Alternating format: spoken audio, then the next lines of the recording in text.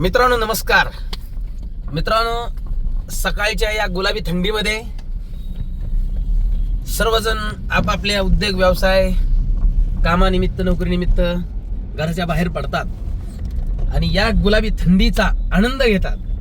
तर या गुलाबी थंडीचा आनंद घेत असताना मी निश्चितपणे एवढंच सांगेल की तुम्ही जर टू व्हीलरवरती प्रवास करत असाल तर 100% थंडी गारठ्याचे आजारी पडण्याची शक्यता जास्त असते. त्याचं कारण असे, आपलं शरीर आपण जास्तीत जास्त घरामधून बाहेर पडण्याच्या अगोदर गरम ठेवतो आणि अचानक परत टू व्हीलरवर येतो. तर थंडीच्या पासून संरक्षण करण्यासाठी, बचाव करण्यासाठी ज्या काही गरम उबदार कपड्यांचा जो काही आपल्याला विचार करून घराच्या बाहेर पडावं लागतं त्याचा जास्तीत जास्त वापर करा.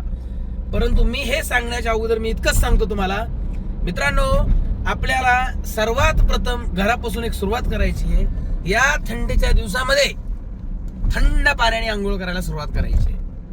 सकाळी झोपेतून उठल्या उठल्या आपल्या सगळ्या गोष्टी आटोपल्यानंतर आपण थंड पाण्याने आंघोळ करायला सुरुवात करा. तुम्ही जर थंड पाण्याने आंघोळ केली तर मी इतकंच सांगतो, त्या थंड पाण्याने आंघोळ केलेल्याचा इतका चांगला फायदा आणि इतका चांगला परिणाम तुमच्या शरीरावरती, तुमच्या बॉडीवरती होतो आणि बाहेर पडल्यानंतर तुम्हाला थंडीपासून 100% थोडंसं संरक्षण मिळतं.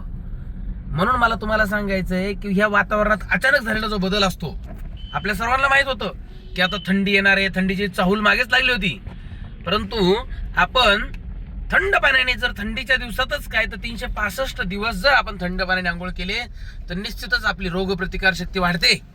त्याच्यानंतर आपलं थंडीपासून थोडंसं संरक्षण होतं आणि आपली रोगप्रतिकार शक्ती वाढून आपल्याला कसलेही त्वचेचे रोग होत नाहीत. आपल्याला नॉर्मल छोटंफार अशी छोट्याशा गोष्टीसाठी आपण बॅक्टेरियल जो आजारी पडतो तसे पण आजारी पडत नाही. कारण का तर आपली रोगप्रतिकार शक्ती अतिशय स्ट्रॉंग झालेली असते. म्हणून मित्रांनो, मी तुम्हाला इतकंच सांगतो की थंडीच्या दिवसामध्ये थंड पाण्याने आंघोळ करा आणि थंड पाण्याने आंघोळ करून तुम्ही एकदम तुमच्या शरीराला एकदम अति रोगप्रतिकार शक्ती तुमची जागृत करा, हे एक सांगेल. सोबतच मित्रांनो, हे सर्व तर मी नंतरच्या गोष्टी सांगितल्या, पण त्याच्या अगोदर तुम्हाला करायचंय ते म्हणजे सकाळी झोपेतून उठल्यानंतर तुमचा व्यायाम करायचा आहे. आता हा व्हिडिओ मी बनवताना, हा गाडीत जाताना मी व्हिडिओ बनवतोय.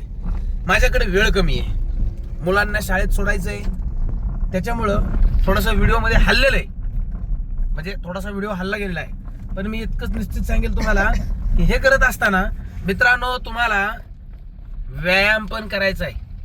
म्हणून सांगतो, स्वास्थ्य तुमचं व्यवस्थित ठेवायचं असेल, शरीर निरोगी ठेवायचं असेल तर 100% तुम्हाला व्यायाम करणं गरजेचंच आहे.